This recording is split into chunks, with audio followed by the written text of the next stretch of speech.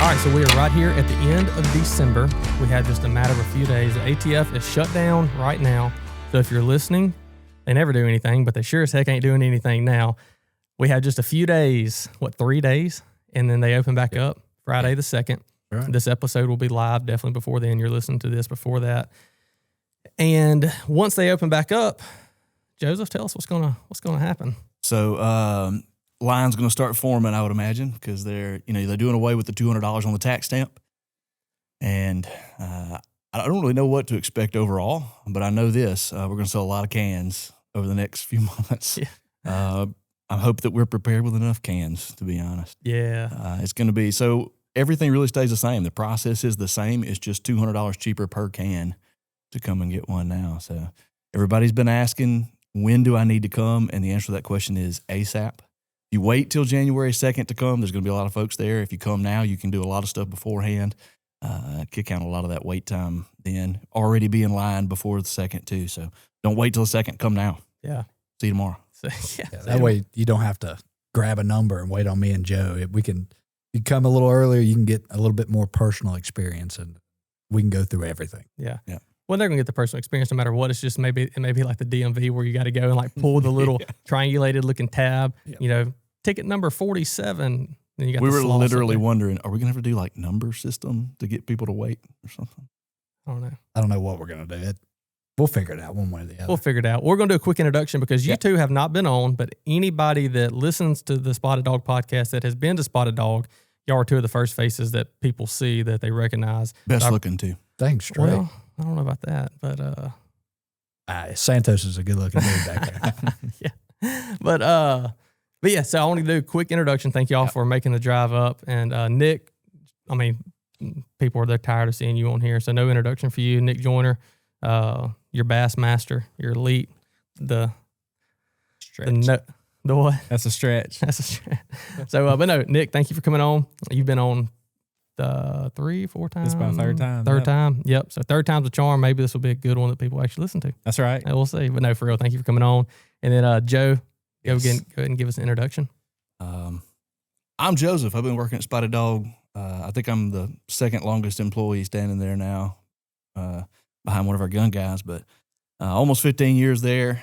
I've been in Caldwell my whole life. So I grew up there. I grew up around the Spotted Dog. My first day at Spotted Dog was a junior high job shadowing day. I job shadowed Mr. Bob at Spotted Dog. The very first thing I did, he had one of those knife cases with a little velvet in it where you open the blade up and stick it in there. And he's like, here, stick these knives in here. I was like, okay, here we go. So I opened it up. He said, be careful, they're sharp. First thing I did was cut myself. Very first day. Did you ruin the velvet? No, it just ruined me. Still scarred. Yeah. But I've been there almost 15 years now. So it's been great working there. I was there through the change from the new ownership and stuff, and that's been great. New guys are great. Mr. Bob was great. He's like family. So been good. I got a bunch of kids. I'm a local worship leader in church there, and selling suppressors now, baby. Selling suppressors. Well, again, thank you for coming on. All right, Money Man. How am I supposed to follow that up? You don't. How many kids do you have? 6 less than you. I'm Jacob Albritton. I came over with Richard Michael a little bit later, so I'm an import. 5 years there. I've been doing suppressors for 3 or 4 in there somewhere. Numbers have looked great since I joined the team, if you guys are wondering. But no, I get to do my passion, so we're having fun over there. Yeah, nice. Well, what we want to talk about with this is, again, the $0 tax stamp, if that's what you can call it. I mean, that's what it is. I don't know if technically if that's what they call it, but that's exactly what it is right now. I don't know how you can monitor. Well, that's a completely different topic. I don't know how you can monitor something that's taxed when you don't pay taxes on it. But anyhow, that's an issue of debate right now. That is. So anyhow, I really don't know what I'm talking about. I just thought about that. So anyhow, I'll keep my mouth shut. But I want to go in, and everybody listening, if you've been wanting to get a suppressor and you've wanted to save, suppressor prices, they're lower. I asked you or one of y'all the other day, like the Omega, the base model Omega is $599. Yes, I think is what y'all have it at the store, and you can get it. So $600 plus 10% like sales tax, $660, and you can get an Omega. That is nuts. Like that's wild. And the Sparrow is $249, $299? $299. $299. So $330 essentially. You can get a 22 can. That's full auto rated. Yep. That's nuts. Yeah. With hopefully short wait times. Yeah, so processing times have been quick lately. Like they've been a week on everybody or something like that short. And I don't think processing times are going to change, but the number of people in line for the processing is going to change a lot. So I don't know how much of the process is automated now. I don't know how much actual hands-on at the ATF end, but it's been quick. How quick? I mean, a day on some. Yeah. It gives me a little more hope. After the government shut down, suppressors were stalled for a month and a half. And as soon as they came back, it was a little longer, but it wasn't. It was maybe 2.5 weeks on some of the fast ones, and then it sped right back up again. So maybe we're not going to run into another 6 months waiting on a suppressor again. That was miserable. Now, especially now that everybody's got a taste of it. Man, I can do it on a Monday, pick it up on Thursday. So we'll see. How long did your first can take you? 16 and a half months. Me and you both. Yep. It was back. I bought my first can September of 2016. So what was happening during 2016? You can probably guess. I was like, I want to jump on, at least get a 22 can. And a couple lifetimes later, they were like, hey, I was like, oh, I forgot I bought it. Yeah. So things have definitely changed. That was what you did back then. You spent the money and you said, forget about it. And then wait on a call. That's it. Shoot, I didn't forget about it. I thought the full 13 months is how long I had to wait. I waited for what felt like way longer than 13 months. Like you said, a few lifetimes is what it felt like. Yeah. So once the government shut down and it opened back up, it went from when the government opened back up, how long was the wait times? So the examiners actually came back a little bit before the government opened, like 2 weeks before the shutdown ended. So they started processing then, and they were where they would normally be 4 or 5 days. They were 2.5 weeks, 3 weeks. So it wasn't terrible then, and then they were back to normal with it by the end of the shutdown. So Wow. they caught back up quick, and we're hopeful that's going to happen this time. You think it really will be like that? I can only guess. But yeah, I think it'll be quick. I don't think it'll be that quick because that was only a month and a half. This is going to be tens of thousands of people waiting in line. Yeah. But I think we'll be surprised how efficient the United States government is at the end of this. Nobody? Nobody. Surprised. Yeah. Well, I would love for it to, even if it was like under a month, like if it's sub 30 days, yeah, that would be incredible. Even if it's not right off the rip, if like when we do ours, if it takes 2 months, 3 months for a scythe, that's still awesome. And plus thing about it is January, like most people are done hunting. If you're not, you're pretty close. And then you're, other than just like going and shooting for fun, you're not really too much worried about it. And so it's going to happen at a pretty good time. What's funny about suppressors, and we see this every year, springtime is our busiest time for suppressors. Really? I have no idea why. You think that's September? We're hunting. When everything else picks up for hunting, it slows down for suppressors, and we get busy in February and March. wow. Some tax returns, baby. That's what Dang straight. And I think a little bit of that has to do with how long you had to wait before. So, when we're going to E-forms, you can get a can in 3 months, and then our department exploded. Yeah, it blew up. And it didn't matter what time of year it was then, but we'll see how it goes. So you're thinking like referring to people being forced to wait the 13 months or the 16 and a half months. They were like, okay, we're going to wait till springtime, and then I'll have it hopefully by gun season. Oh, yeah. People are just kind of accustomed to that. Yeah, because those short wait times, they really haven't kicked in to everybody just yet. No, we still, every day, we have somebody come in and says, hey, how long is it taking now? Is it just a few months now? I'm like, it's even better than that, buddy. Yeah. Oh, yeah. Mm-hmm. Yeah, well, walk me through the process. If I come in and I want to buy, first of all, just give a little quick, tell me about that can right there. And then if I come in asking for a can, you sell me on that one, and I've never done anything through the silencer shop kiosk, walk me through it. Because I think going through the ATF and doing a Form 4 or an E-Form 4, which sounds even more complicated, it's going to be a lot, and I really don't want to jack with that. Plus, I don't want the government having all my information. The typical kind of rundown. So walk me through that. So the good news is not going to be very complicated on your end or our end. So our guys at Silencer Shop are great. They do all the hard part for us. So this can that we picked out, my favorite can that we sell, is the Nomad LTI. So this is the best of for a rifle hunter, this is the best can, in my opinion, that we carry. You get, you hand me that? You get length, more baffles. You're getting a lot quieter than your standard 6-inch hunting can. It does come with a quick detach mount. That's the Xeno. I do like the left-handed thread system.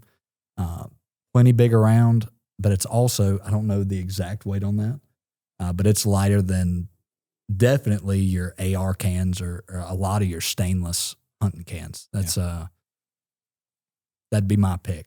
Yeah. What's the overall length of that one? About that. About yay. Yeah, but I mean, it's only like what, call it 2 to 3 inches longer than like an Omega or one of those cans, and probably about the same length as a hybrid. Pretty close. Yeah, it's pretty dang close. Yeah. So you're really only getting maybe 3-4 baffles max more than the other, but it makes all the difference. Yeah. And it's titanium, so it's light. It's not. That's right. You're not gaining any weight. It's actually lighter, I think, than the hybrid. I didn't know it was titanium. I knew it was light, but I didn't know it was titanium. Hey. Dead Air LTI. Well, you said LTI. Of course, that's the. Dead Air long for L for long, and then TI for titanium. Appreciate you. Appreciate everyone that missed out on chemistry class. You just learned you something. Come on with it. TI, baby. I think he makes pretty good songs. We need to go back to that good music era. Tipping, absolutely. Mm-hmm. What's your favorite TI song? Man, that's a tough question. What's the what's the one? What's the one that was like on Need for Speed Underground? Oh yeah, I don't remember. Or the Hangover. What is it? No, it wasn't Whatever You Like. I don't know. We're getting off topic. I don't know. Yeah, Did he sing Amazing Grace? Was that one of his? No, he did not. I don't know. I'm sure it's probably in there at some point. Him or Boosie, one of them. So if you're listening to this, we're getting back on track.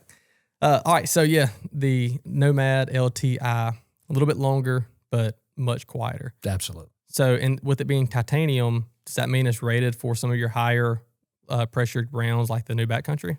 This particular one, yes. So you're going to be 300 Remington Ultra Mag, definitely into that 65,000 PSI. Now your 7BC, we had to ask for a few, but that's 80,000 PSI of the muzzle, but smaller diameter. It's going to work for that guy. It will? Yeah. Nice. So we got cans. Hopefully they'll be at record-breaking short times. Hopefully still. And you just told me about the can. Getting back on track. Sorry, I forgot. Walk me through the process again. That's where we were. Process, you come in, you're looking for a can. I'm going to ask you probably way too many questions about what guns we're putting it on, what is the main use we're after.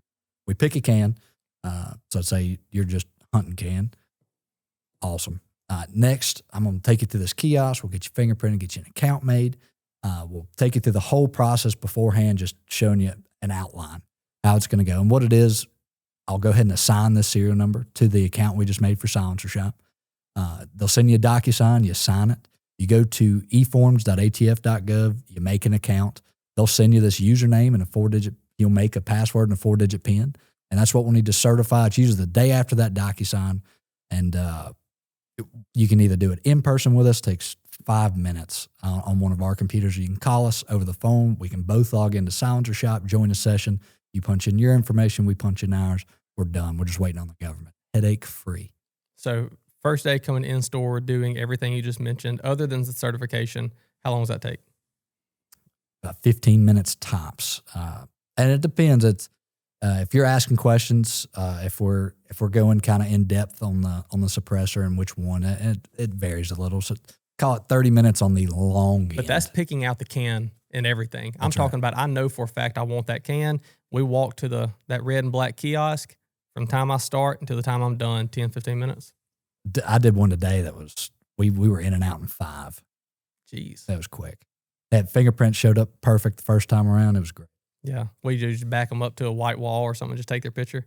We got a gray door over at the shop, but it does a trick. It does a trick. Mm-hmm. It does a trick. So Jake walked you through like the exact script of what we would say if you walked in the store and asked us the question too. If you've been at the front counter at Spotted Dog, you've heard that speech before. But I think that there are a lot of people intimidated by that process. But the good thing about Spotted Dog is you're not on your own on any part of this thing. So from the moment you say, hey, I might be looking at a can, if we're not there, one of the gun guys is going to be like, hey, this is what I've personally got on mine. And we'll walk you through the process, find you a can that's going to work, walk with you through the kiosk. We're not like, hey, go find that kiosk and fill it out. We're going to help you through the kiosk. We'll give you a folder to keep your info in so you know where all your logins are. And when you leave the door, the last thing you're going to hear us say is call us if you got any questions. And I can't tell you how many. We've started the process with people who did not have an email account. And we're like, all right, we'll set you up an email account. So we'll set them up an email account and get them, all right, here's how you check this on your phone. You know what I mean? We're going to be with you through the process. And I've never bought a suppressor at another store, but I can tell you I know that we're the best. So there's no doubt about that. Oh, no. No doubt. We're the best. Yeah. He says that proud. Well, and I will say, I don't remember the exact numbers, and it's not like an official, like, I guess, an award, but y'all down there, y'all are either the top or the second top silencer shop, suppressor sales or store or whatever. But y'all are either the first or second in the whole state of Louisiana. Not quite. Close. North Louisiana were number one. Everybody that was bigger than us in silencer shop was down south. Okay. Below Alexandria, if I remember right. Okay. All right. Well, my numbers were a little bit off. We were number 6 last year. In the state. In the state. 6 in the whole state? Yeah. How far were we off from being number 1? I don't know. I can't We remember. didn't get numbers. They didn't give us numbers. I can't remember who was in number one spot. But they're a big store. They do a lot of cans. Yeah. Mm, Nice. You ready to get that scythe? I'm ready. I can't wait. What are you going to put it on? Everything. No, I'm going to probably, first starting off, I'll put it on my 6.5, but I want to do a 7BC. So, yeah, a little backpack gun. What about you? What are you going to put it on? Well, I mean, that's what we talk about all the time. I mean, for sure, 7 backcountry. Yeah. I don't know what rifle. What is that chambered in? 308. 308s are trash. 308s are trash. I'm just joking. That's an inside joke. No, I don't know. Probably the Fierce. Same thing that y'all have heard me say 100 times on here. I don't know, but probably like a Fierce. I don't know. I say that. Maybe that Horizon. Oh, yeah. Horizon, and especially that caliber in general, has my heart right now. But the Horizon rifles, ever since I put my hands on the first one, that's all I could think about. I got to get a Horizon. Have you shot the 22 Creedmoor yet? You Not still yet. haven't shot it? Dude, that suppressor season, I hadn't had time to go to the range. We work at Spotted Dog. That's Yeah. what we do. Yeah, you get into the gun stores to buy guns and then go shoot to find out that you get into a gun store to sell guns to not shoot them. Yeah, that's right. You're busy. Well, y'all shouldn't be so good at what you do. You ought to suck at your job a little bit, and then you can go and do some fun stuff. That sounds good. That's like me. I suck at my job, so I get to do what I want. I'm looking Jeff for- Bezos said the same thing, I'm pretty sure. Yeah. Well, I was being a little bit sarcastic. He actually probably said it and he meant it. Yeah, absolutely. You'll be able to buy guns on Amazon before it's all said. Suppressors on Amazon before it's all said and done.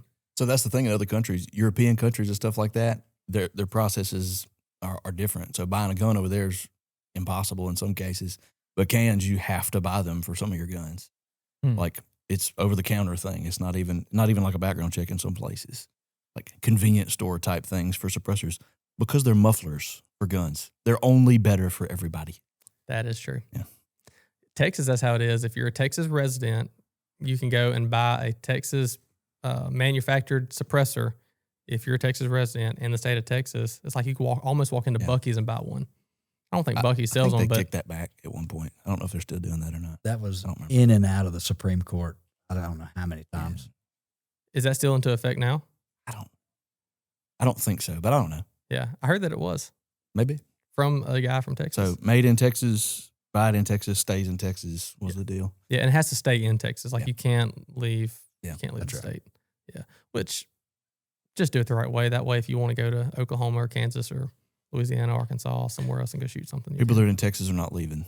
They love that place. True. Texas is awesome. Yeah, it's pretty cool. It's all right. Matter of fact, Zach Poole, the knife guy, he sent me a picture yesterday. He smoked 2 aoudad on his ranch in Texas. Oh, yeah. I'm Good like, for dude, him. that like you go in there just to shoot whitetail, and he smoked 2 big old aoudad. Hmm. I'm like, that's freaking awesome. Living my dream. Oh, I know.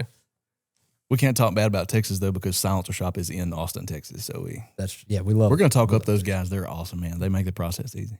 But yeah, That they do. The Can't kiosk talk is about it. legit. it is. Yeah. A lot different from, was your first one all paper? Yes.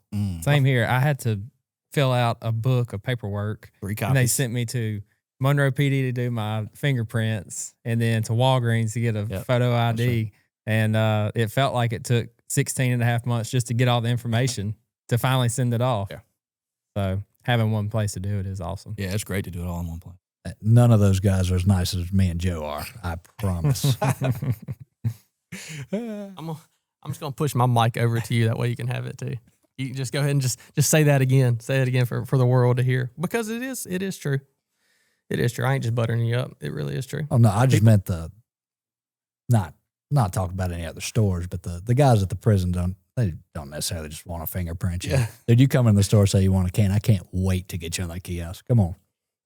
Well, all the other guys at the other stores, they do suck compared to y'all. I'm not saying they suck. I'm saying they suck compared to y'all. That's right. You said it though. Not me. I said it. They can't fire me. Richard and Michael can't fire. Well, I don't know if they can. It can or if they can. They pay the bills for this place, so they might. I don't know. You don't need to do anything for them, but they might fire me too. Your Jesus Saves hat is going to be what. That's what keeps. That's what's keeping me here. That's what keeps you here. Amen. They can't do that. What are you gonna do? Yeah, and then you preaching and leading worship and everything else. They definitely that'd look bad. That'd be bad PR for them to do anything to you. So everybody get some Jesus in your life. That way you won't get fired from your store. That's right. That'd be bad publicity for them. Yeah. Well, so tell me about the cans that we have down here, because I'm looking at two of them that I have, and I love both of them, but one of them specifically, that one on that LBP. Oh, yeah. I love that thing. So do you have an LBP? Yeah. I You was got the the 5.56, 760, 5.56. Yeah. Yep. So those AR specific cans, man, are just fantastic. Don't have to fight with the gas in them. They really tweak those systems to where they're good. You sacrifice sound with that because there's more stuff coming out the front, but you don't sacrifice it's still really quiet, but compared to shooting without a can, it's just nice. And they've designed them to be able to handle AR frequency. Your fire rates on a AR are going to be a lot higher. Even if you say, everybody that I say that to says, no, I don't shoot much, but you get 25 rounds at an AR-10 and there's a bunch of hogs out there, you're going to dump 25 rounds out of that thing. So they're made to handle all that, and they're not going to deform under the heat like some could, and that's why materials are different on some of these cans. So the Inconels are the ones especially that are super high heat resistant. They get hot fast, but they just don't deform when they get hot. Whereas something like if you had an aluminum can or something like that, like I think the Warlock used to be aluminum. Yes, was that aluminum? all Yeah, aluminum. it's just not going to handle it. Was that the 22 can? Yeah, the old cheap 22. Yeah. Rest in peace to the Warlock. No doubt. They don't have the Warlock anymore? No. What happened there? I think the problem was that it became as cheap for a Sparrow as it would have been for a Warlock. They couldn't keep justifying the Warlock. That's Joseph's guess. I'm not talking to them. Yeah, but that Velos is, man, I love that thing. I don't think it's, for me, like I don't shoot my AR enough, but when I do, I'm so glad I have a dedicated can for that. Mm-hmm. Like, You were the first person I knew to get one of those Veloses. When we took that out to the range that day, we burned that sucker down. It was great. Yeah. And I do want to speak real quick on the customer service of this. And so, matter of fact, you remember what we did with mine. So you want to walk us through the issues that I had and then the process? You want to walk us through? I don't remember that. Oh, okay. All right. So we were actually up in Kansas, and it's been a while since I shot my AR. And we were up there, and my father-in-law, he bought, is the Pulsar? I don't remember what model Pulsar, but he bought a thermal from the store and put the thermal, I think he got it from the store, regardless, put the thermal on my AR. And we went out there in the front yard, and I'm like, I'm about to go mow down some coyotes or bobcats or possums or porcupines. Like, I'm just about to smoke something with that thermal.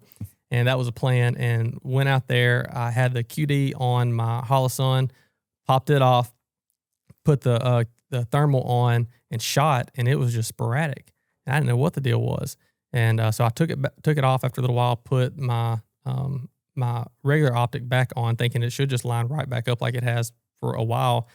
And no, it didn't shoot. It wasn't hitting. I was like, what in the world happened? Like, I just shot this thing a few months ago or whatever. Like, it should be dialed in, at least, be consistent. And it was not. And so brought it back to you. You sent it off. So that's actually most of what I see when somebody says, hey man, I put this can on here, I'm just having some accuracy issues. I'm like, well, you probably got a baffle strike. And they'll be like, there's no baffle strike. And you said the same thing. I don't think so. It didn't hit anything. See one. But when you pull it off, that end cap is just barely touched. Yep. And I mean, if that bullet's hitting the end cap, it's deflecting some. So same thing. Yeah, we sent yours back to Silencer Co. They turn it around. What Silencer Co. always says is that UPS or FedEx or whoever they send it back with will have it longer than they will. And that was true in your case and in every case I've seen. They are quick. They're on the ball. They take care of you. They're really good to their customers, as good as they are to us dealers too. Silencer Co. and Dead Air both are great. I don't think we've ever had a warranty issue. We've just sent a Savage can back. Same thing with those guys. Just took care of it. No questions. They're gonna hook you up however they possibly can. Anyway. Yeah, it was probably a few weeks by the time we sent it. Yeah. But also it was like standard shipping too. We didn't do any of the overnight stuff, so it took a few days to get there, like business days, and then they got it, and then within like 2 or 3 business days, they had it shipped right back out, and they had a piece of paper that showed what it was. I think they maybe even included the old the old end It was cap the maybe, mount. or the mount. That's what it was. Yes. Yep. They swapped it out. Yeah. Yep. And it was, and they didn't know who I was or any affiliate that I have with the store. I was just another customer, and so that's a cool thing. What's the worst you've seen a can that you had to send a can back for? So we had 2 guys that were buddies, and they were both shooting with their cans. I think they both had hybrids. It was either hybrids or Omegas, and they were kind of shooting across each other. And one of them shot through his buddy's can, like shot through it. Yeah, it was a silencer cut. I don't remember what it was. Either hybrid or Omega. They took care of it. They fixed it for him. Really? And they knew what happened. Yeah. Oh yeah. Wow.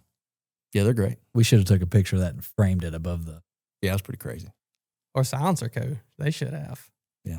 We'll get AI. They probably just laughed at us. Well, let's just do it again. We'll replicate that. So we have 1, 2, 3, 4, 5, 6, and then a box full. We got $100,000 worth of suppressors here in downtown Monroe right now. So lock your doors and lock up your suppressors. But we'll just take out one of them and just go shoot it in half real quick. Just shoot it. Yeah. Yeah, 100%. You got one in your truck we could use?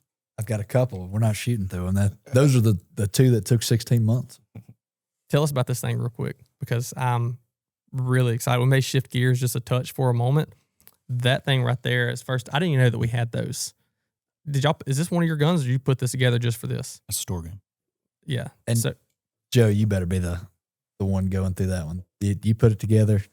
So it's a Daniel Defense and a 300 Blackout in the pistol, with the Trijicon ACOG compact, they're calling it, and they've got that thing with. I think it's in I think this is like a 1.5 power, and they have a 3 power. They've got it in 9mm reticle or in 223 reticle.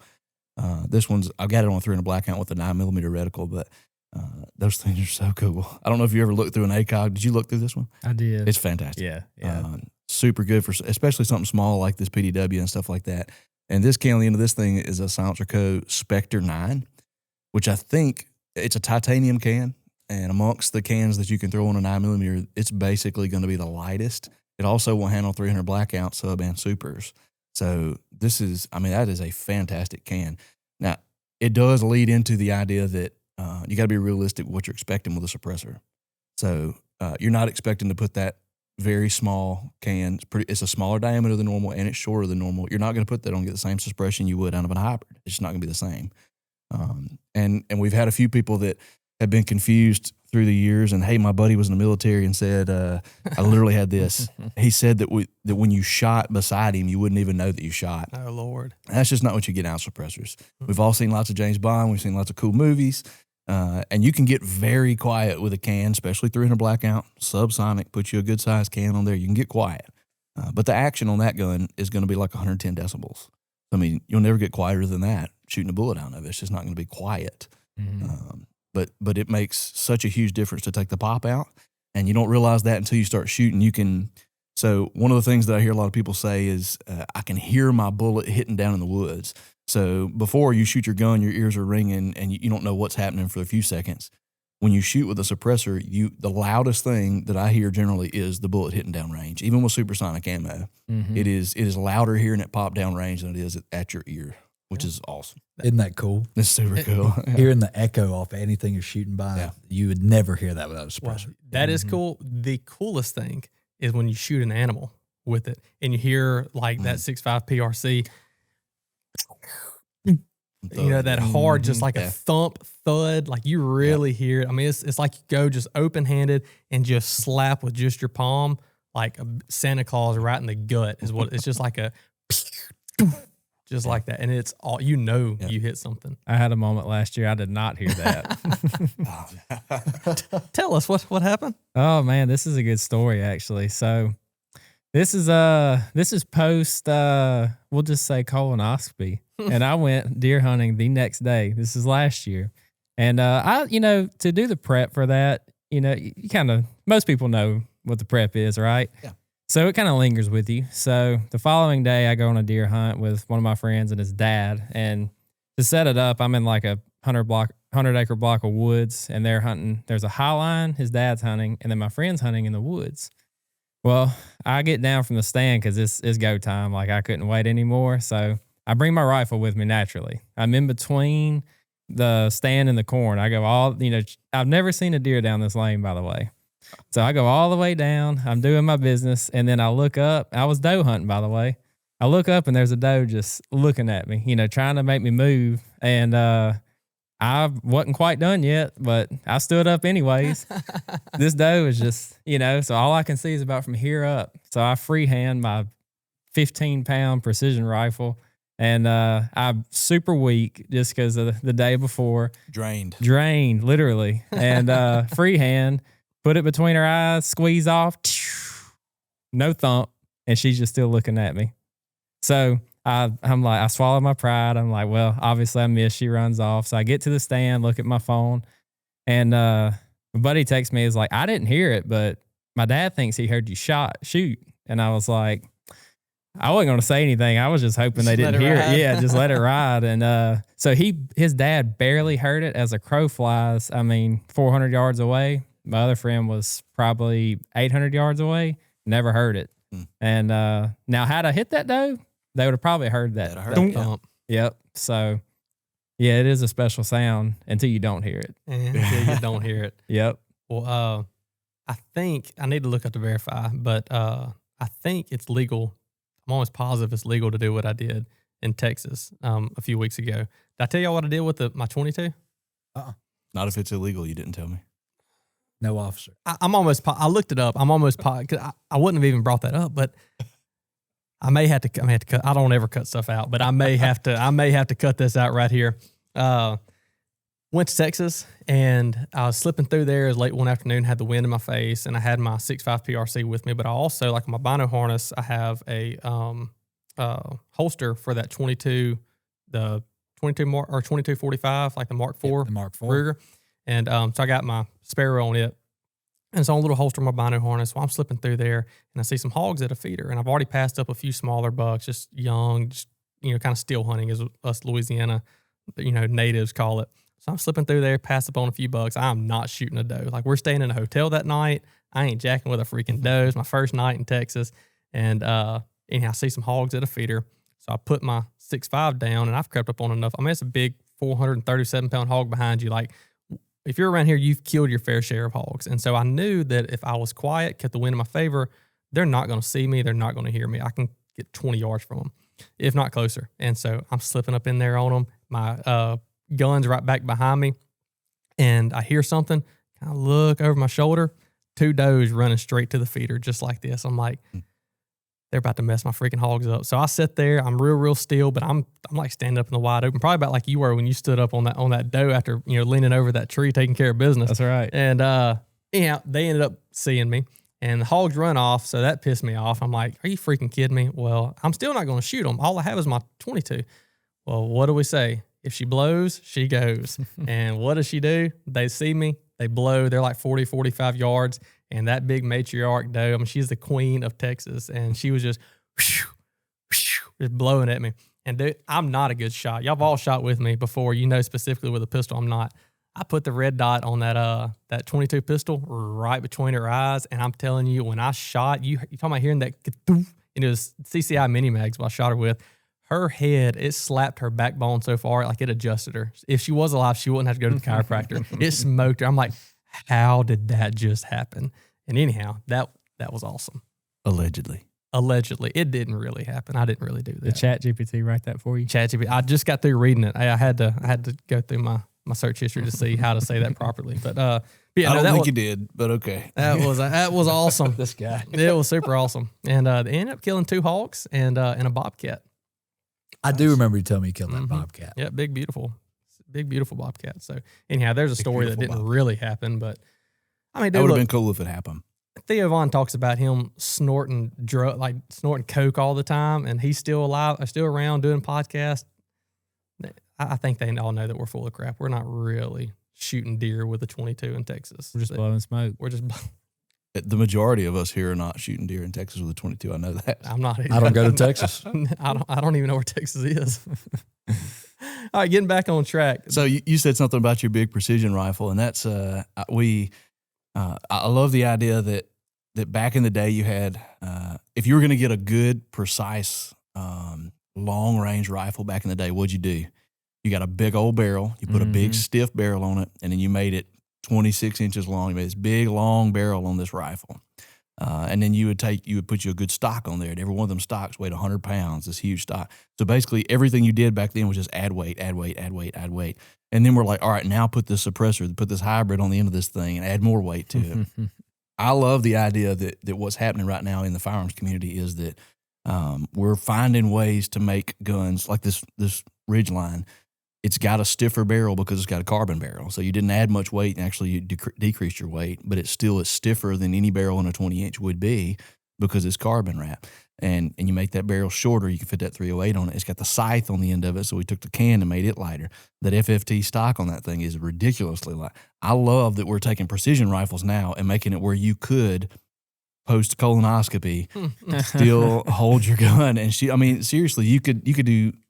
Think about it with elk, and you go into the mountains. You got to carry this thing for miles and miles. And I'm not talking about experience there, but man, the idea that you could carry these rifles like this so much further, so much easier with cans, even a longer can like the LTI that's going to be lighter because of the technology, titanium. Mm-hmm.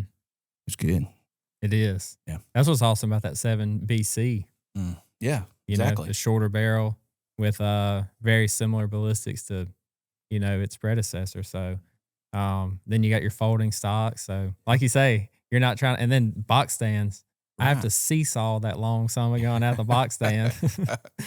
I usually try to leave it hanging out the window, whatever window, and they never come out on that lane. So you're sitting there, take your can off, you reach through the window, put it back on. Yeah, it's not ideal, but it gets the job done right now.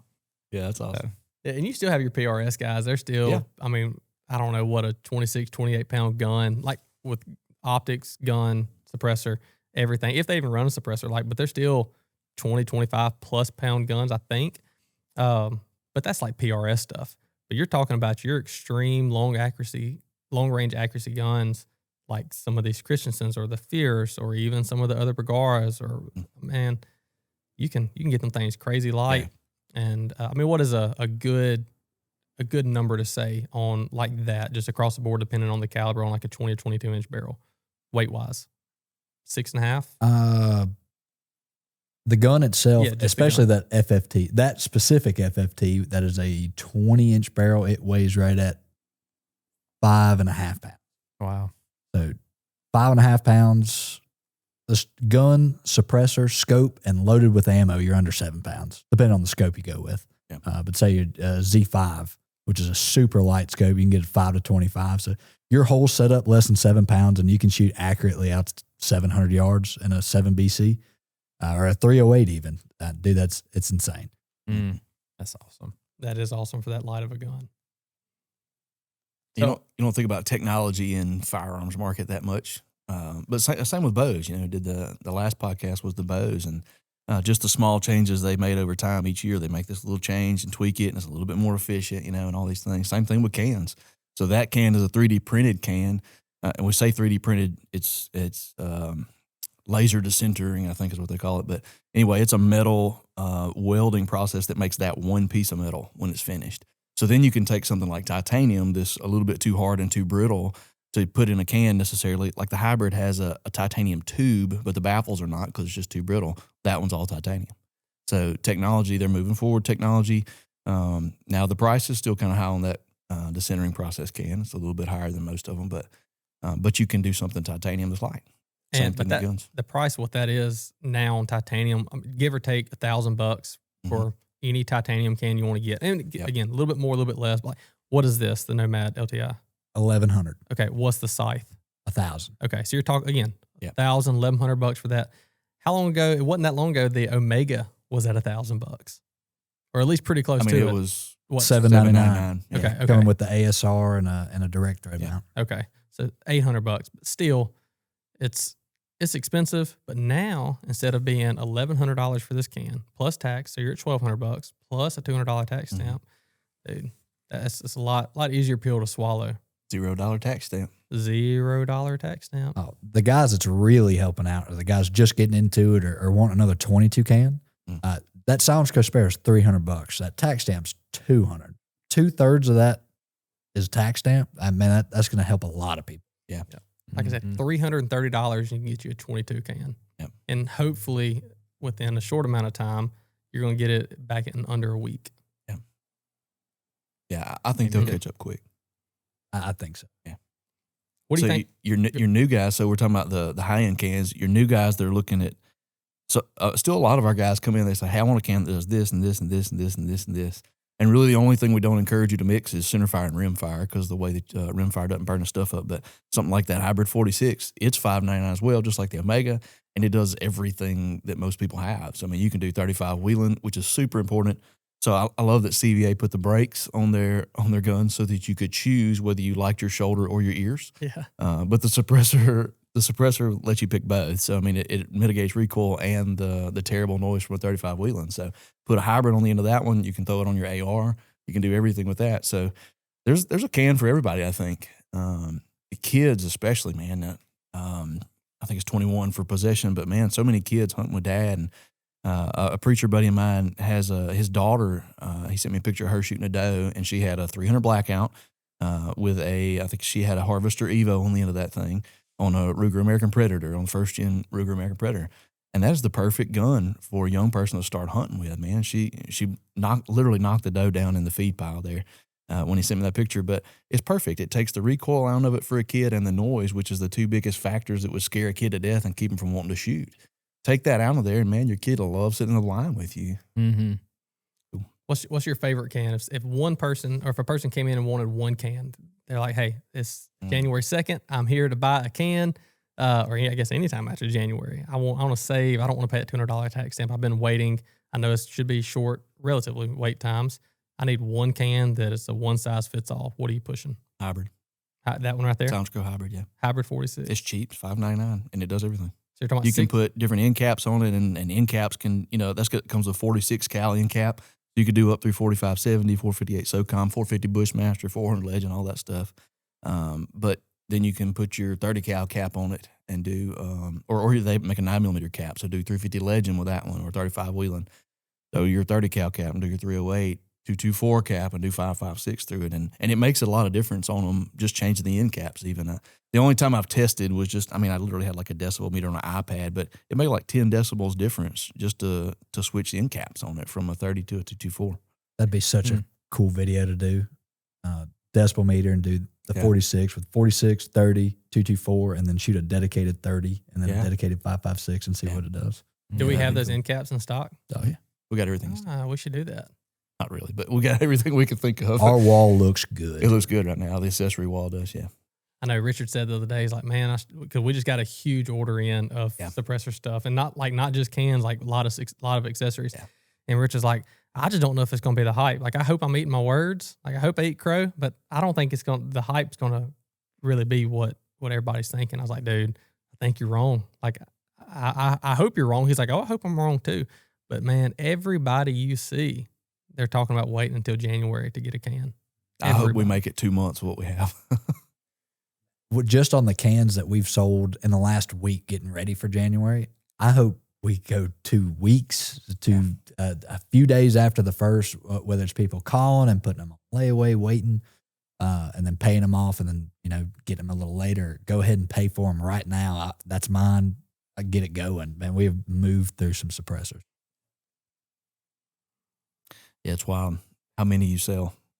Never would have thought it. I remember, so back when we were doing paper, we would do one every other month or something like that when we started out. And then we got the kiosk and we started doing like 2 or 3 a month. And I was like, wow, this thing's taking off. And then eForm started and then, anyway, just taking off.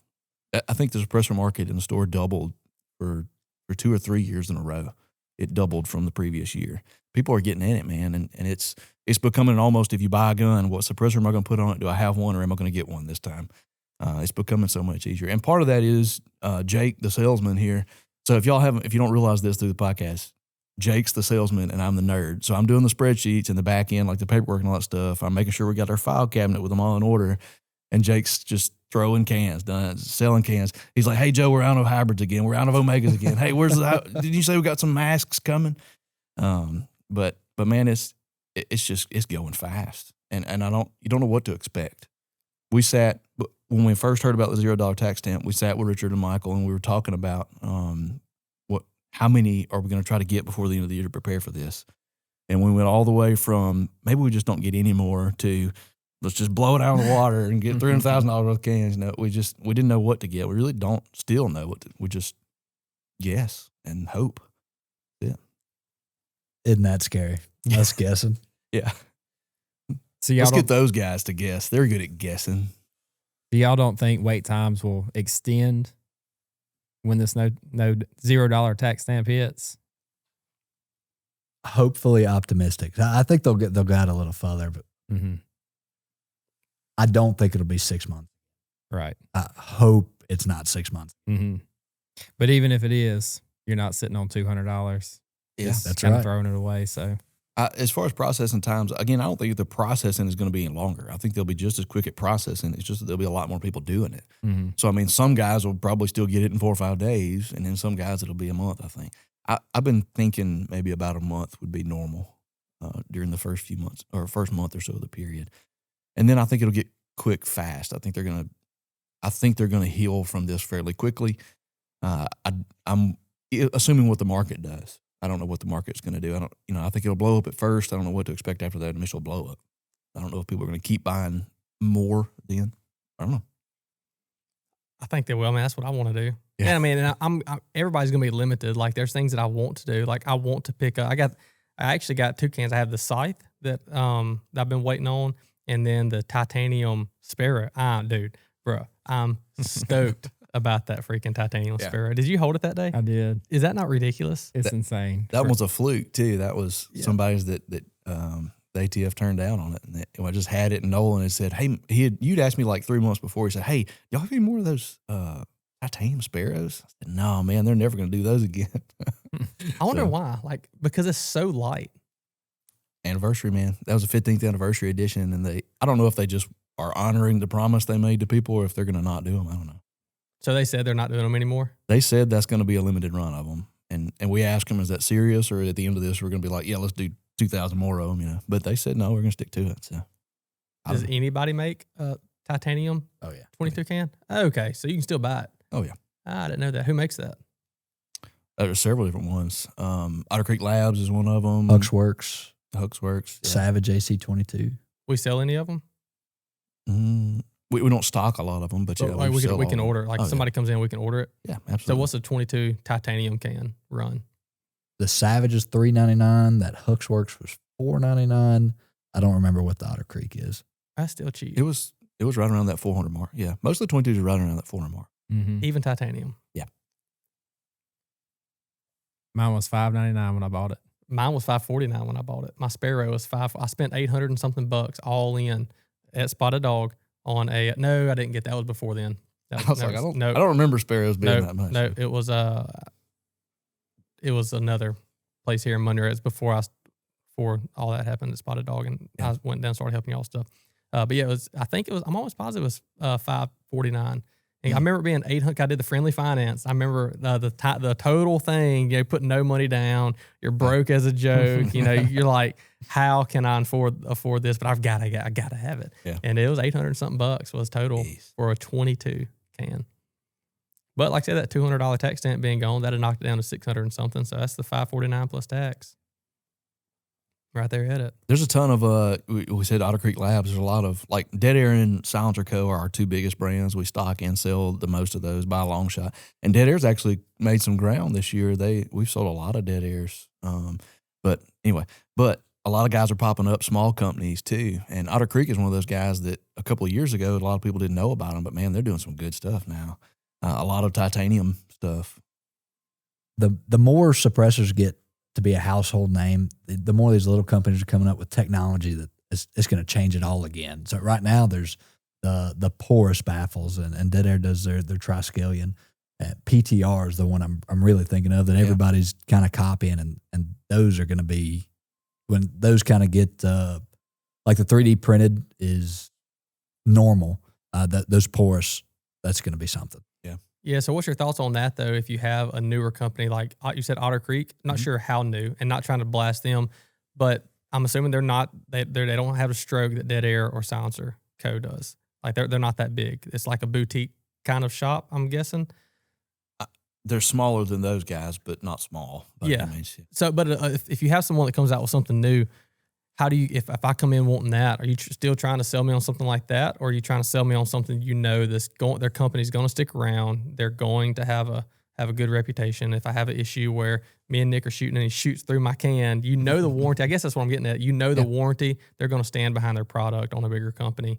Y'all still sell the smaller companies' cans? It's situation dependent.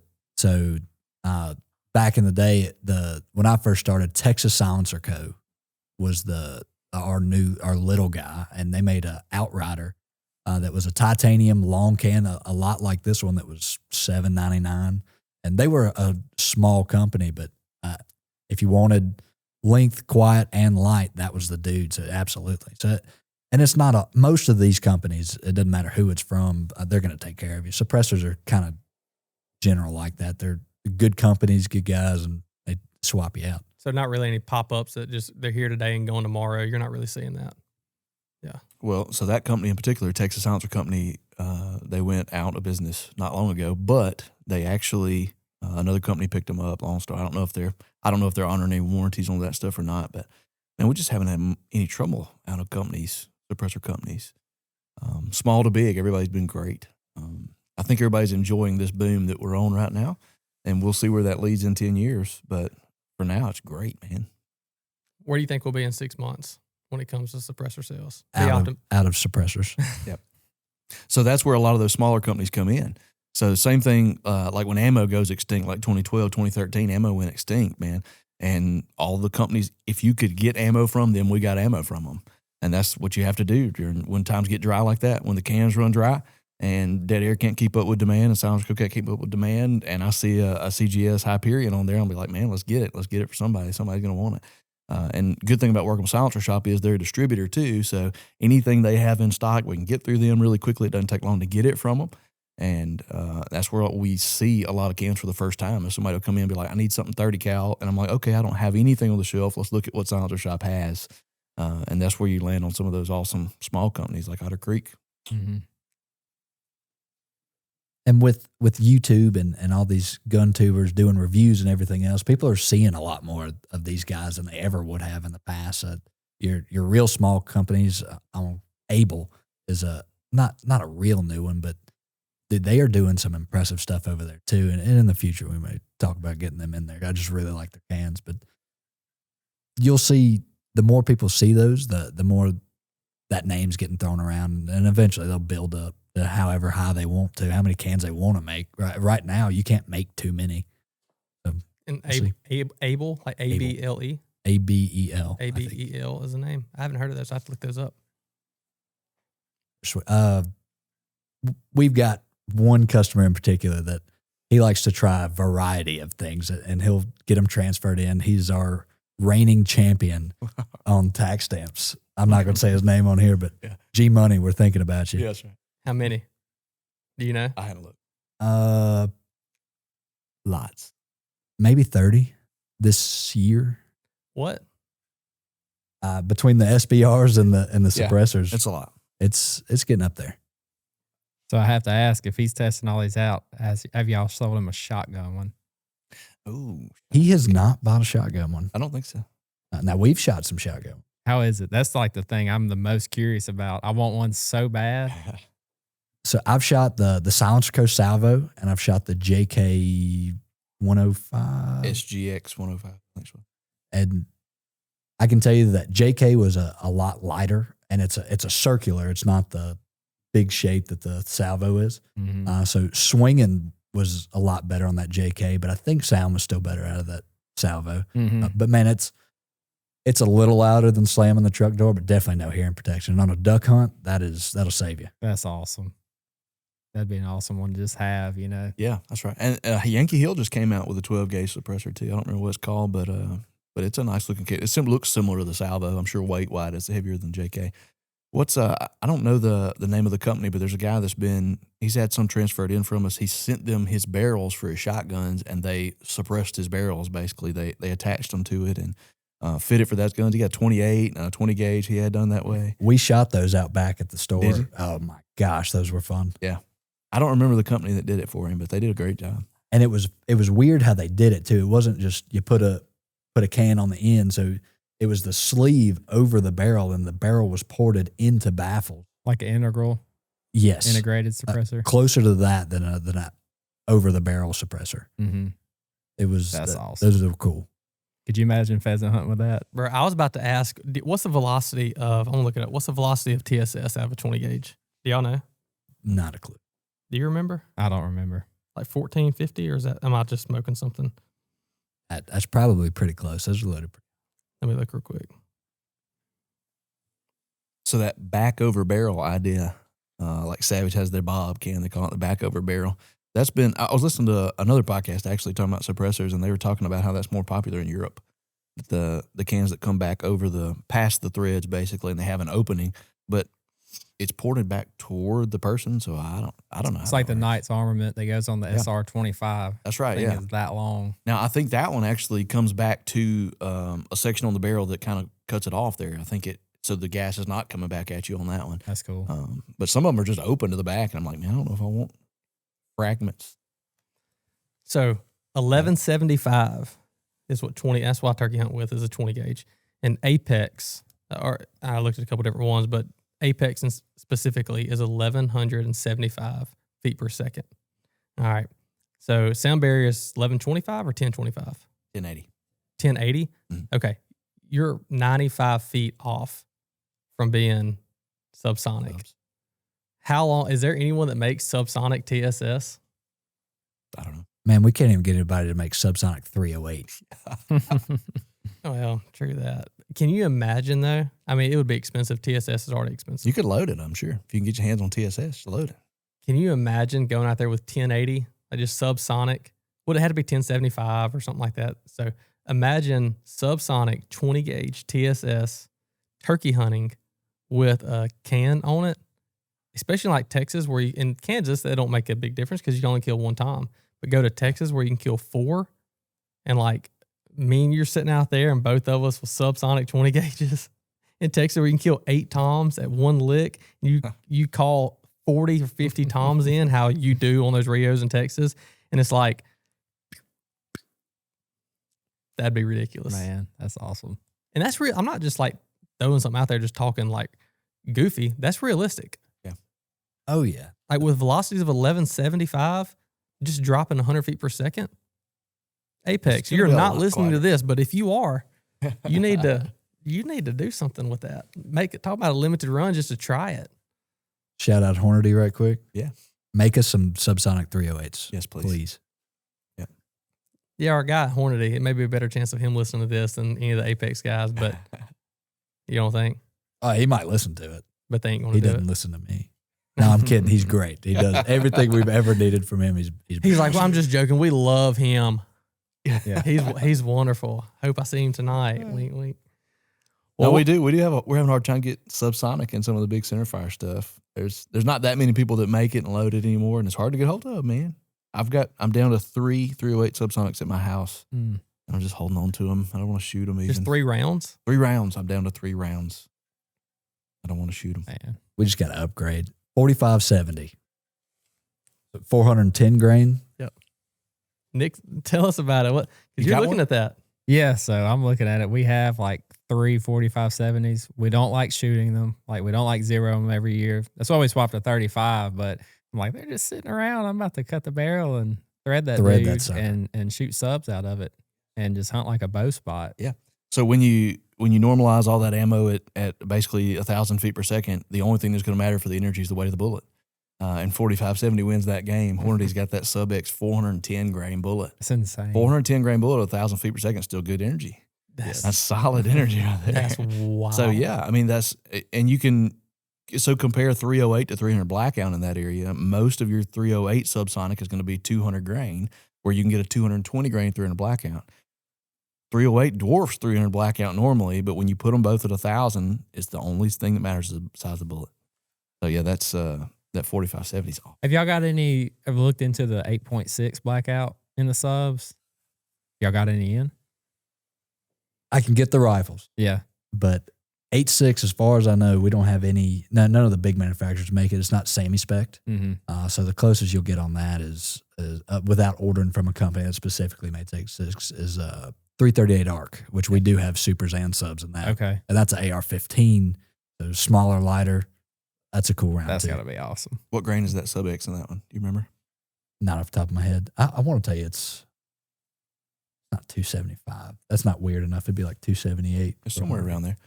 But that 338, Hornady was in on that 338 ARC. They were in the development of that one. That's a good round. So basically, they said 8.6 blackout, but we can semi-spec it, Mm-hmm. and that's what that one is. It's fantastic too. That's awesome. We've had a couple of those come through. Is that mainly a bolt or AR platform? AR. 307 grain. 307. There you go. Wow. I knew it was weird. Dude. Yeah. So what's special about the 338 ARC is that's just essentially a 338, which you'd find in like Lapua or Win Mag or whatever. Still the 338 bullet projectile, but in a 5.56 casing, or is it in like a what casing? Well, technically, they say 300 blackout necked up to 338. I think so. Okay. So It's similar to that anyway, but it's just a bigger bullet. They're trying to get a bigger bullet that you can do subsonic, and that's it, man. You said 307? 307. 307. That's a big bullet. I mean, that's a casing that's that long. Yeah. That in total length of everything, I would think it's got to be. Well, I say the casing's probably that long. I bet it's that long. It's a Total. short little fat Oh, bullet. is it? Yeah. Oh, yeah. I have to look Yeah. that up.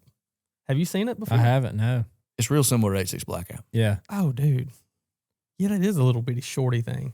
Yep. If Oh, you just that's saw a awesome. picture of it, you wouldn't think a big difference between that and a 300 blackout. That's It- awesome. 338 instead of 300 is the biggest difference. I'm hoping that's going to succeed where like 338 Federal kind of died off. Well, and that's like the 300 blackout. It was made to be subsonic. That's right. So they designed it for something that could shoot subsonic, and that's what it is. The It's just 338 something- ARC. Yeah. That's so a that cool one. I like the 45-70 idea. There's Mhm. a lot of guys going to lever guns now. Mm-hmm. So you get with an automatic, you got that action noise. I was talking about that being about 100 decibels in the action. You shoot that thing, that's fairly loud. Cut that out with a bolt action or a single shot or a lever gun. But then the lever gun still gives you that speed that you're wanting a little bit faster than a bolt gun. So a lot of guys go into the lever gun. You cut you cut and threaded your barrel on one of yours, didn't you? Yeah, 30-30? 30-30. Oh, 30-30. Man, golden 50. And those beautiful. You just got all the engravings on it. It's absolutely stunning. And dude, I took that thing and we chopped that barrel off. Jam that hybrid on the end of Dude, it. screwed it on there. It's awesome. You said you were going to do your Winchester, right? I did not. I can't make myself cut a Winchester 94 barrel. I can't do it. I'd cry. Yeah. No, you wouldn't. Because you're going to shooting it. You're about to do it though. Yeah. Or did yeah. you already do it? I haven't done it yet. Yeah. I just got a little Rossi Oh, yeah. that was gifted to me, and Mhm. it is perfect for that. It's stainless. Yeah, I would like to do like the stock, the M-Lock rail on it. Oh, dude, yeah. Yeah, Is it Ranger Precision? Makes a bunch of Ranger this Point Precision. Ranger Point Precision, yeah. They're Oh, yeah. quiet though, man. I know. I was hunting with him one day, probably as a crow flies half a mile. He's like, I killed one. I was like, when? Is that on the public ground? The public That ground. we both rode the Rambo e-bike in and out on? Yes. You ever see that video? It was Did y'all ridiculous. ride together on a Rambo e-bike? You got the trailer. And Okay. so didn't we start off with a trailer and then it didn't work out and you sat on the back? What did we do? No, it was too muddy. And that's so he went and bought some pegs from Walmart. That's right. So me weighing like 115 pounds soaking wet. Pre-colonoscopy. Yeah. That's right. I sat on the back on the pegs. And so here we are. He's got this 30-30 on his back. You know, you had the hybrid 46 on it. And I had my dang precision rifle on my back as long as this table. And We're popping a wheelie right there on the e-bike because the gun weighs so much. So I set up the camera and it's just a little quick video, but I'm riding on the back. We're going like 2 miles per hour. We're not pedaling. and we're not walking. That's all that matters. And there's a 5-point on the trailer on public land. Where'd you shoot that thing at? On his body. No, the deer? Yeah, like where did I hit him at? In the Where'd body? you hit him at? Right here. He walked out because we were getting ready to go pretty quick, weren't we? Like we're about to go. I'm pissed because there's, it's public land gun hunt on Darbone. Everybody's just pow, pow. Everybody's shooting. When you see a deer just running. I mean, it's just like a freaking stampede, like Fort Worth kind of deal. Just deer running everywhere. And we're getting ready to leave, and I hear something. I'm sitting on like a bucket or a stool. I don't remember what it was. May have like a dove stool. And I see this 5-point. He's kind of trotting through there. And, man, he gets on this little logging road or old, like, gas line road or whatever it was. And he stops. I mean, it was like, I don't remember, 40 yards, 50 yards, 60 yards. He was close. Dude, that 16-inch, that cut down, 30, it folded him up. It popped him. I mean, it was like a 2.5-year-old 5-point that, I mean, like, he was like this. Itty-bitty small thing. Yeah, it was, he was...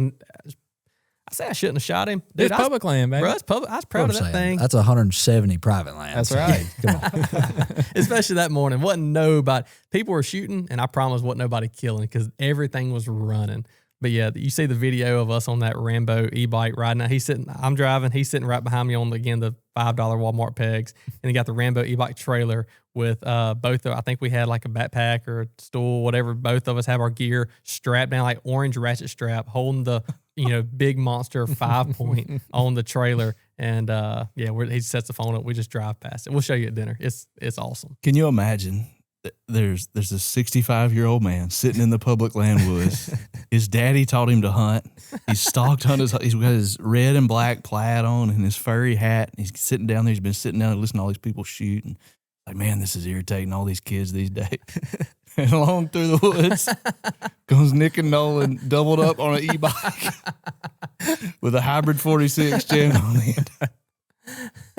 He's like, man, was that no hope for this generation? Was that a Marlin Golden 50? Mine burned up in a house fire. Yeah. I'd give anything to get one, and he got it cut down and screwed a can on the end of it. Yeah. He'd have never heard him coming. Silencer on the gun and that electric bar. That's right. He saw us. Ain't no doubt he saw us. I had my Sika on. He didn't see me. Yeah. I don't think we had Sitka on then. It wouldn't have mattered. It wouldn't have freaking mattered what we did or didn't have. It was probably hot. That's probably another reason we were ready to go. Was that the same morning that we were riding in? And we were using a flashlight trying to figure out the trail. We're driving in, and there's deer bedded right off the little because it's a quote unquote maintained road. And at the time, this was the last year they did it, but at the time you could ride an e-bike anywhere on the refuge at Darbone. You could ride an e-bike on, like, off trail, on a trail, maintained road, not anywhere you wanted to. And we're driving through what was a maintained trail, and it actually was. So it's been bush hogged within the last like few months probably, and so you're going through pretty good. We're looking off. There's a doe bedded like 10 or 15 yards of driving. That's just bright lights. But I mean, we toyed with that idea, like, bro, we got a suppressor. Nobody's gonna know that it's us, and of course we didn't. But like, man, you could smoke. We killed 10 deer right now, like, and it's dark. And it's just deer everywhere bedded right off the side of this road, and we're just riding in on the e-bike. Allegedly.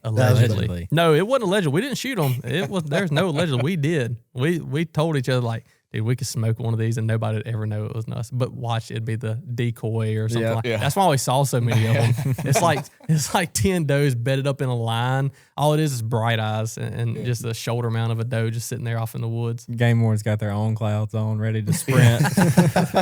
And they're going to catch us because we're riding the e-bike. 2 miles together. 2 miles an hour. Yeah, they're definitely going to catch us. Oh, shoot. Well, we can go ahead and wrap this puppy up pretty quick. Give us a little quick rundown of what we've talked about of everything, Joseph. Only the important stuff. We talked about the $0 tax stamp, which is everybody's question, about kind of which cans and what's moving in the cans right now, how different cans might fit different folks, how technology's moving in the cans. We talked about colonoscopies.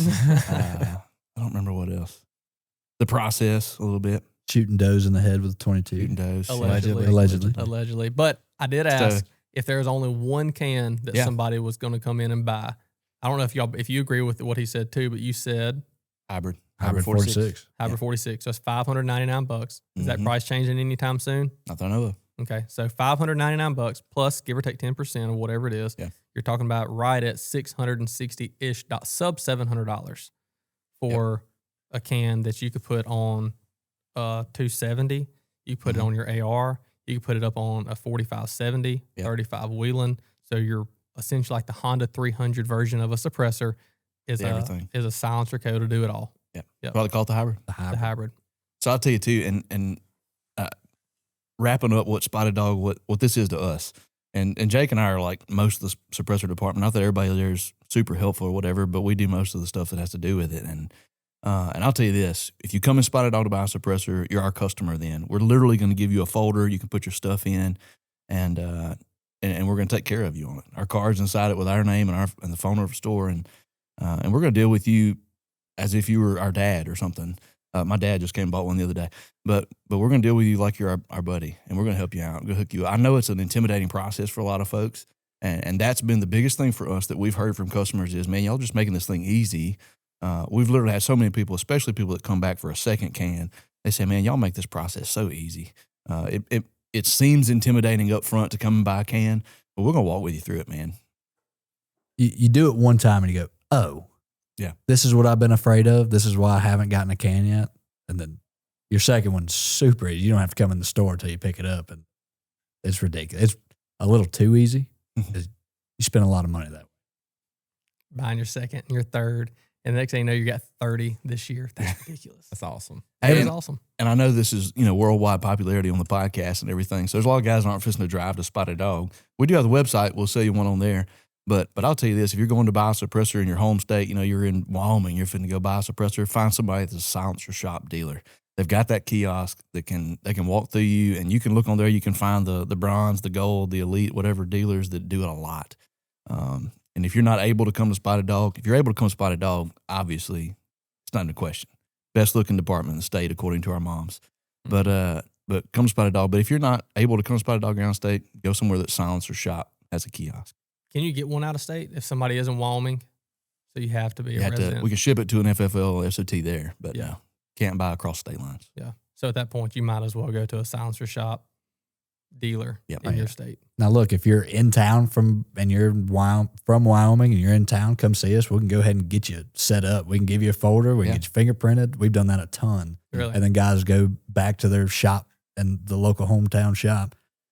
Get it transferred in, and all they've got to do from there is pay their transfer fee and then DocuSign certified weight. What's transfer fee, like $35? Or? We charge ours 50. is 50. Most people are 100. Oh, okay. Yep. A little more than I thought. Even when we do that, the local shops always call us, and they're like, y'all made this process so easy. We've walked a couple of shops through a Form 3, but no, we try to make it as easy as we can. Look, I told y'all up front, I got a lot of kids. I do church, so I'm working church. I am not an expert in going into the field elk hunting. I'm not an expert in bow hunting, and Jake does a lot more hunting stuff, and you guys obviously do a lot more than I do. But I'm an expert in helping you get through the process of buying a can. Don't be afraid to ask a stupid question. Joe walked me through my first one.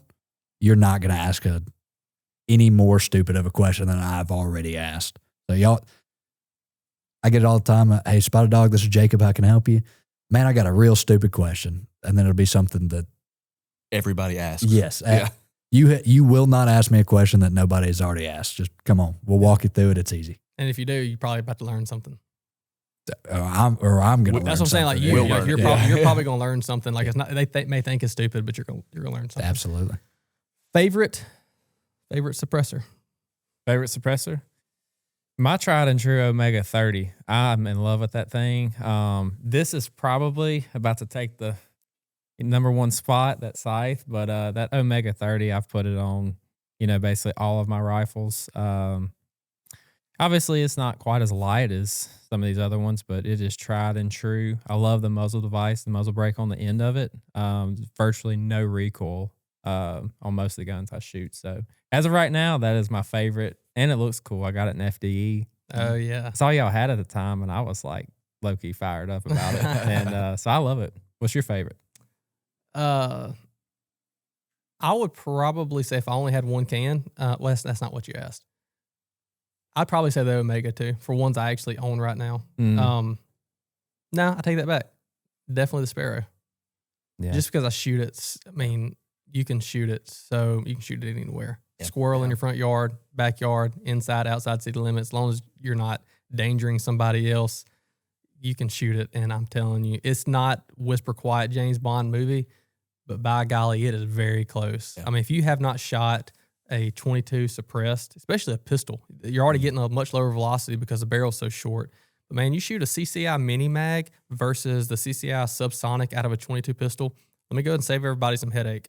You shoot a subsonic, CCI subsonic at a raccoon up under your deer feeder with a 22 pistol, or I guess really any of them, they're going to run off. Unless you hit them in the head, and I've shot them in the head, they're going to run most of the time. There's no difference in decibel reading between, not to my ears anyways, zero difference between the mini mag, which will fold a coon up under your deer feeder, versus a subsonic. No difference. So I would say a 22 can for sure. That Sparrow, that's my favorite. I call that the 22 Axe, gateway. right? Yes, that's exactly right. Yeah. Yeah, the gateway drug. That was my first one, was 22 suppressor. And At 22 Axe, right, on a suppressor, man, it does good. It's mm-hmm. it's nasty. It's good. It is. All right, Jake, what about you? It might be one of these two here. This is one that I have not been able to buy yet. It's probably next. But that Spectre I've got it on a Springfield Kuna. I've shot it on a SIG P320 and 300 Blackouts next, and 350 Legend will go through that dude. And they make a subsonic for that too. So that's pretty versatile for a little light can. So that might be the one. Mm-hmm. Yep. Joe? My first one was an AAC Illusion 9. It's an offset hole 9mm can. Definitely not the best can I got, but it's my favorite just because I like a pistol anyway. So Yeah. All right, last thing, dream build. So with a can. Gun and scope, everything? Gun, it could be a pistol, it could be something realistic. So I'm gonna be honest, it's similar to this here. I don't know if it'd be a Christensen or a Fierce or something like that, but it's something short, carbon barrel 308. And I'm actually not going with the lightest can. I would go with the we don't even have an STM up here, but Scythe STM, which is one that's it's a little heavier, but it's a little heavier duty and it's modular. You can do long or short in that guy. And then I'm gonna set that Swaro on top of it. What's Swarovski? Probably the Z5i plus Z5 plus plus. I. There you go, that one. Throw them all the little add-ons. Yeah. I need Plus BT. do we have those in? Oh, yeah. I need to look through those. Brother. They're fantastic. I just got one. You I made a hadn't put it mistake on. the other day. You came in the store. Don't even tell me about it. You did terrible. He came in and he was like, "Man, I look at these binoculars, but those are too." He looked through a set of those Pures. Those NL Pures. He's like, "Holy cow! Now I get it." Anybody under the sound of my voice, I'm full of crap, and most of the time you can't listen to what I'm telling you. But let me allegedly. Also, side note, I just forgot that you're still here. What up? He's under the sound of your voice. He's under the sound of my voice, so you better listen. Ryan, his younger, much more handsome brother's back there. But Oh, yeah. where was I going with that? You were saying that you NL looked through Pures. those Pures. If you've never looked through a pair of Swarovski binoculars, don't do it. I'm not trying to knock anybody. I'm not even going to, well, I'll just tell you, I have a pair of Vortex Crossfires. They're like, $200? It's a 10 by 42s. They are, you have the same thing. Probably everybody has those binoculars or They're they've great. had them. They are great. They're still even really good looking at some other really good binocular Leopolds, some of the higher end, like the Vortex Razors.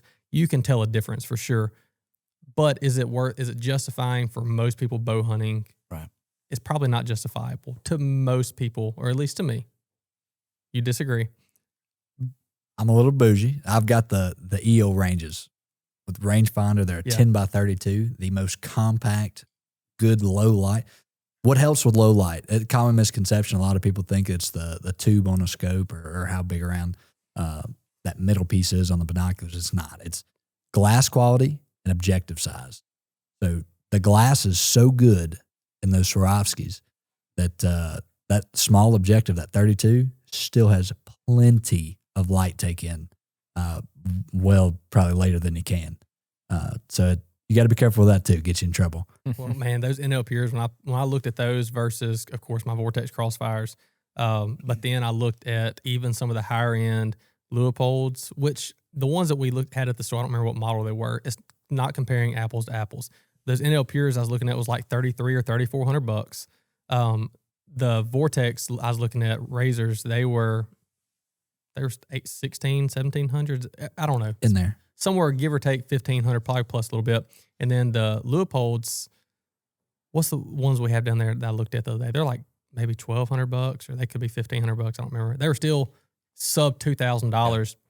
So 60%, or I guess, 60% cheaper than what the NL Pures were. But dude, when I looked through those NL Pures, I was like, oh my gosh, I get it. I get why people spend $3,500 on binoculars. Like, I'll go without binoculars for a few years if I had to save up to buy those. Like, they're that ridiculous. So I can only imagine the rifle scope. Buy once, cry once.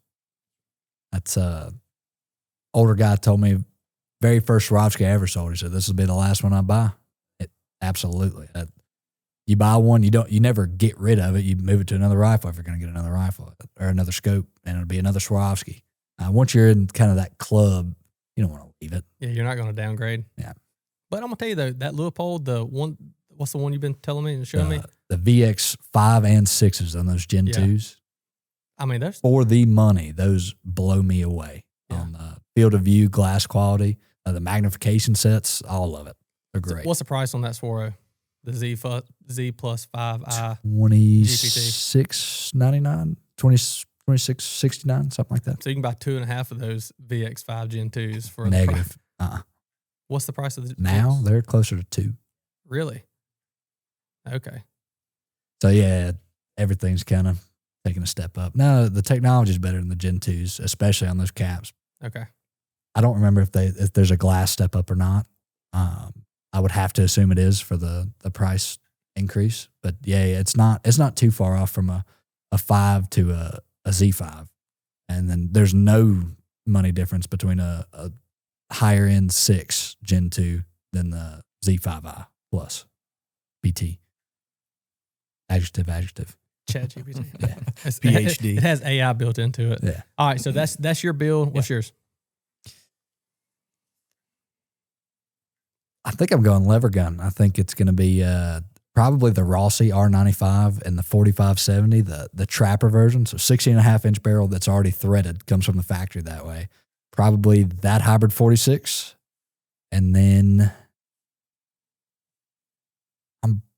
this is going to be the stupidest thing to put on a top of a lever gun, but Trijicon makes a LPVO in their AccuPoint. It's a 1-to-4 with a post instead of a reticle. Dude, that would be, that's it. That's the one. I think me and you and Dakota have talked about that before. Mm-hmm. Yeah. That'd That be a would be sick sweet. setup. What about you? You said dream setup now. Dream setup, man. There's nothing I want more. I was talking about that M110 earlier. I'd be fine with just a high-end clone, but an M110. I would love the traditional Knight suppressor to put on it, but I would be more than pleased with any of these we got on the table to put on the front of it. I don't know what that is. Tell me what that is. M110. So just like the Knight's armament, just like the AR platform. What is it? We had one of those come through the other day. Oh, that's Guy awesome. transferred one in Yeah, so just like with the Knights. like the AR platform, AR-10 essentially. Okay. Like the one you're going to see, military using. Just a very high end AR-10, should I say? They're beautiful. They're solid FDE. What glass on top? I mean, any of those y'all talked about. I'm very open minded when it comes to glass, but dude, something like that, dude, it'd be so much fun. What can would you put on it? Well, it's already going to be a heavy gun, so I might put my Omega 30, that FDE. Got to match it. Yeah. Yep. Yeah. Yep. I would probably run, since y'all are all asking and you're dying to know what I would do.